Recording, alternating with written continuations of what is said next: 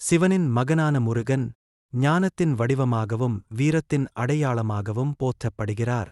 சூரபத்மன் என்ற கொடிய அசுரனை அழித்து தேவர்களைக் காத்தது இவரது வீரத்திற்குச் சான்றாகும். முருகனுக்கு 6 திருமுகங்களும் 12 கரங்களும் உண்டு. இது அவரது பலத்தையும் ஆற்றலையும் குறிக்கிறது. அவர் தனது வாகனமான மயிலின் மீது அமர்ந்து உலகை வலம் வருகிறார். முருகன் வள்ளி மற்றும் தெய்வானை ஆகிய 2 தேவியரை மணந்துள்ளார். அவரது கோவில்கள் தமிழ்நாட்டின் பல்வேறு பகுதிகளில் அமைந்துள்ளன. அவை 6 படை வீடுகள் என்று சிறப்பாகக் குறிப்பிடப்படுகின்றன. பழனி தண்டாயுதபாணி சுவாமி கோவில், திருச்செந்தூர் சுப்பிரமணிய சுவாமி கோவில் போன்றவை மிகவும் பிரசித்தி பெற்றவை. பக்தர்கள் முருகனை பல்வேறு பெயர்களில் அழைக்கிறார்கள். கந்தன், வேலன், குமரன் என்று பல திருநாமங்கள் அவருக்கு உண்டு. தைப்பூசம் மற்றும் பங்குனி உத்திரம் போன்ற திருவிழாக்கள் முருகனுக்கு மிகவும் முக்கியமானவை.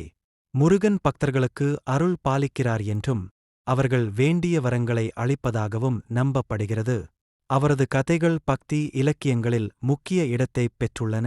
முருகன் வழிபாடு தமிழ் கலாச்சாரத்தில் ஒரு முக்கிய அங்கமாகும்.